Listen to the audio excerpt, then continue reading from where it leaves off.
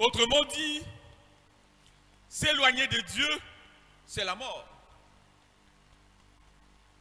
Loin de Dieu, c'est la souffrance, c'est la mort. Bien-aimés dit bien-aimés dans le Père, nous les savons, et nous devons le savoir, que Dieu est les sources de notre vie. C'est toujours lui, Dieu, qui est notre protecteur. C'est lui qui nous soutient. Oui, loin de Dieu, c'est la souffrance, c'est la mort. Peuple de Dieu, la foi chrétienne enseigne que Dieu ne cause pas la souffrance, mais la partage et offre consolation. Pas seulement la consolation, il nous assiste pendant les épreuves, pendant les moments difficiles. Dieu nous accompagne. Alléluia. Peuple de Dieu, ce matin, nous sommes devant l'auteur de notre texte, que nous avons cité, Luc, médecin de son état, compagnon de l'apôtre Paul, lui qui avait reçu Jésus-Christ comme Seigneur Sauveur dans sa vie. Et c'est lui qui nous communique l'insigne éternel dans notre texte de ce matin. Luc s'adresse ici, dans ce texte, à des non-juifs et connaît le milieu grec aussi bien que les juifs. Peuple de Dieu, Luc connaît bien Marc, parce que vous lisez dans Colossiens 4, le verset 10, Luc fait allusion à cela. Dans l'évangile lui-même servi de base. Et c'est toujours lui, Luc, qui est l'auteur des actes des apôtres. Quelle grâce! Oui.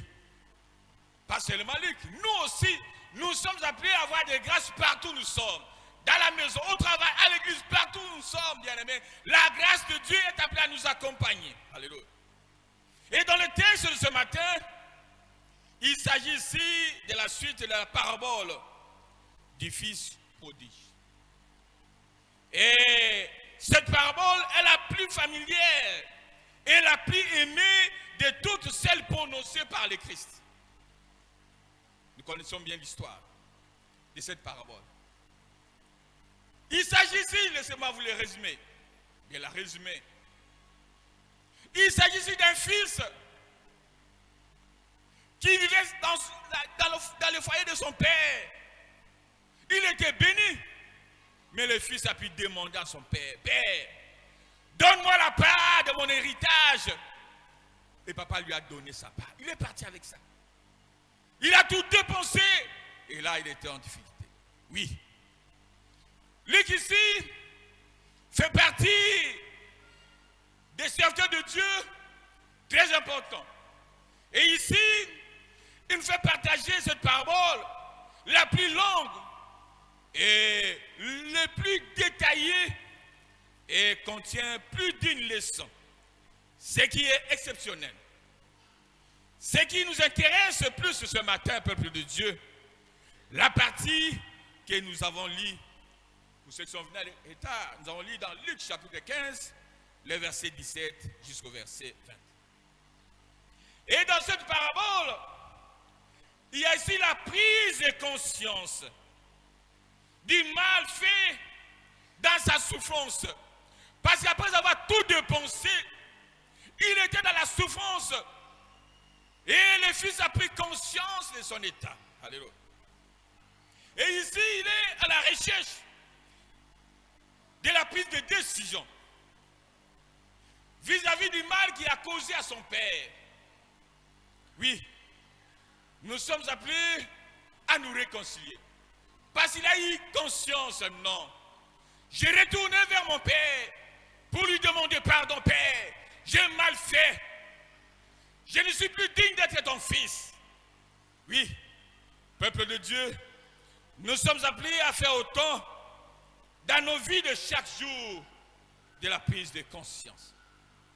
Oui, peuple de Dieu, il y a plusieurs leçons à retenir dans cette parabole.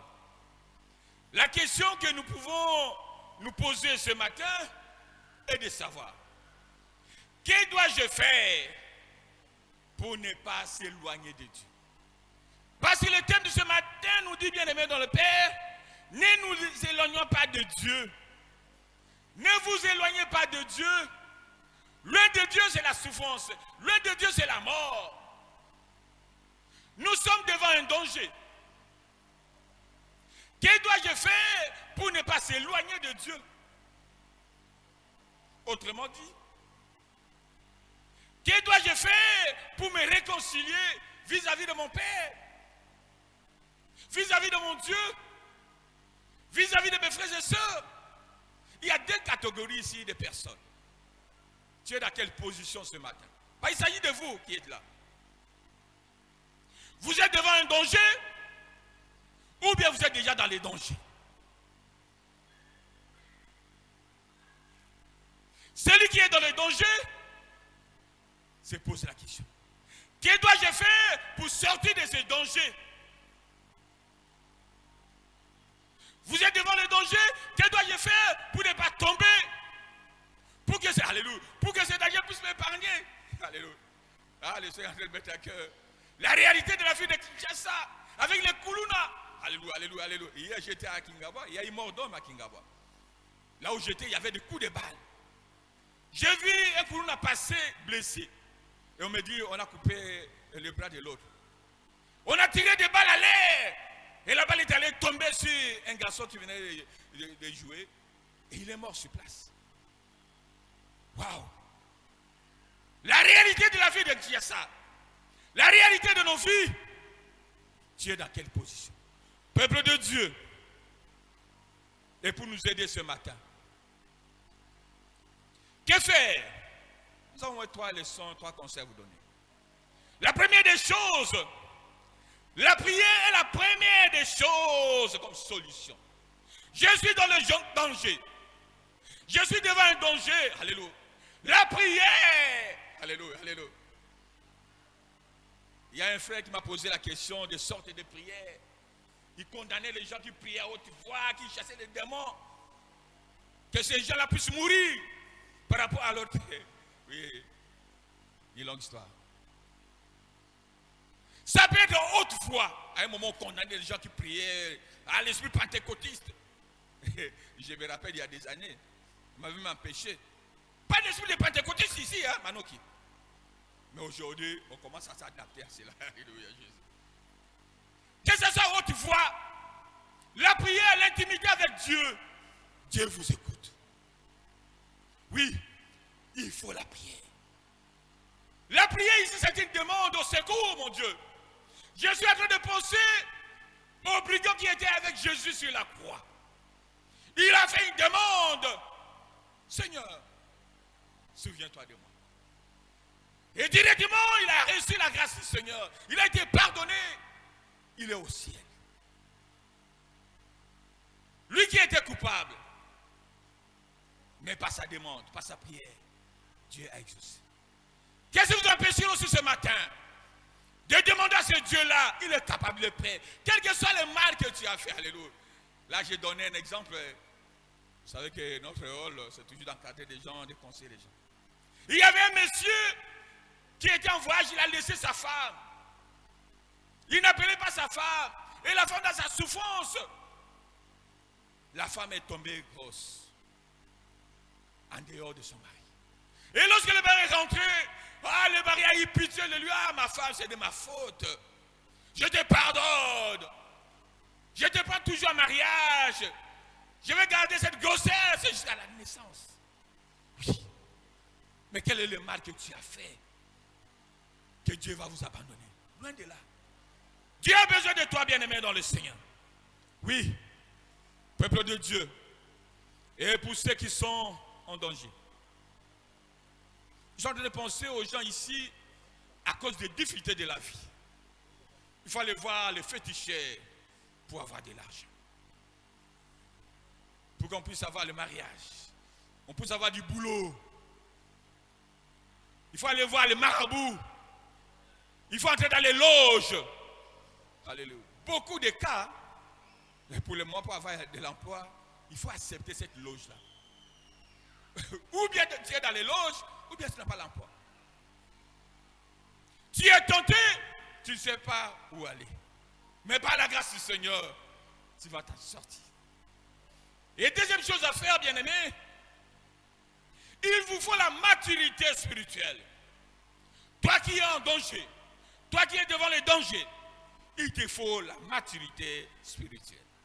Oui, la maturité spirituelle est un processus continu de croissance intérieure, visant à ressembler à Christ, à se détacher des désirs égoïstes pour adopter une foi solide. Alléluia. Et à servir Dieu et les autres. Dieu, on ne le voit pas. Lorsque tu es en train de servir les autres, tu es en train de servir Dieu. Et la personne qui est dans la maturité, alléluia, ne nous laissons pas faire de bien. Même ton ennemi, fais-lui du bien. Cela fait voir que tu es mature. Oui, la maturité spirituelle se manifeste par les fruits de l'esprit. Alléluia. La gestion émotionnelle, le discernement et l'amour en action. Un homme mature, il discerne les choses. Il a l'amour en lui. Il a le fruit de l'esprit. Alléluia. Oui, pour réussir dans ceci, il faut accepter d'être enseigné. Pour avoir la maturité spirituelle, il faut accepter d'être enseigné. On programme des enseignements ici, mais vous ne venez pas. Comment est-ce que vous allez grandir dans la foi? Oui, il faut être encadré. Nous encadrons ici chaque lundi et vendredi les affermissements. C'est très important. Il faut participer aux activités. Là, vous serez mûrs devant les épreuves. Oui, troisièmement, bien-aimés dans le Père, vous avez une grande part. La part ici de votre responsabilité à décider sur votre vie. Personne ne viendra décider sur votre vie. Vous êtes seul devant votre réalité. Vous savez ce que vous avez comme problème. Ni le pasteur, ni votre mari, ni votre femme, ni tes parents, ni tes enfants. Tu es seul devant votre responsabilité. L'enfant, le fils ici prodige, il était seul devant sa responsabilité. De prendre la décision. Il a eu conscience que j'ai mal fait. Je dois retourner vers mon Père pour lui demander pardon. Oui, peuple de Dieu, ayons aussi ce sens de prendre de bonnes décisions pour revenir au mal que nous avons fait. Nous sommes des pécheurs. Oui, Dieu est disposé à nous pardonner et à nous accueillir. Et là, c'est Matthieu 11, 28 qui nous dit, venez à moi, vous tous qui êtes chargés, fatigués. N'est-ce pas que tu es chargé ce matin? Tu es dépassé, tu es dans les insomnies, tu as besoin de toi. Oui, de même pour nous les frères et sœurs dans le Seigneur, nous devons nous dépasser de tout ce qui nous arrive de mal. Peuple de Dieu, et pour chuter ce matin dans notre message, que personne ne soit à la base de votre éloignement avec Dieu. Puisque nous avons dit ce matin, ne vous éloignez pas de Dieu. Qui est en train de vous faire éloigner de Dieu? Que personne, ni l'argent, ni le bien de ce monde, de l'osako bikotikala. Tout passera. Tu seras devant le Seigneur. Ni tes biens, ni ton mari, ni ta femme, ni ton pasteur, tu seras seul. Qui est en train de vous éloigner de Dieu? Ah, ne donne pas. Ah, il ne faut pas les chanter. Il y a des gens comme ça. Ils sont derrière pour vous pousser vers le mal. Et ils vont se retirer un jour. Tu seras seul. Que personne, parfois vous-même. Hein? Personne n'est en train de vous éloigner, parfois vous-même. À cause de votre péché, à cause de votre mal, tu es en train de t'éloigner du Seigneur. Mais le Seigneur a besoin de toi ce matin. Oui, prends la décision. Prends la décision, bien-aimé, dans le Seigneur ce matin, à réparer le mal que tu as fait. Et le Seigneur est disposé pour vous accueillir. Nous avons suivi les textes, n'est-ce pas? Au retour de l'enfant, papa l'avait embrassé. On avait fait toute une fête pour lui. Le Seigneur vous attend ce matin. Prends la décision de revenir dans le bon sens. Et le Seigneur va vous bénir. Que le Seigneur bénisse sa parole. Au nom de notre Seigneur Jésus-Christ. Amen.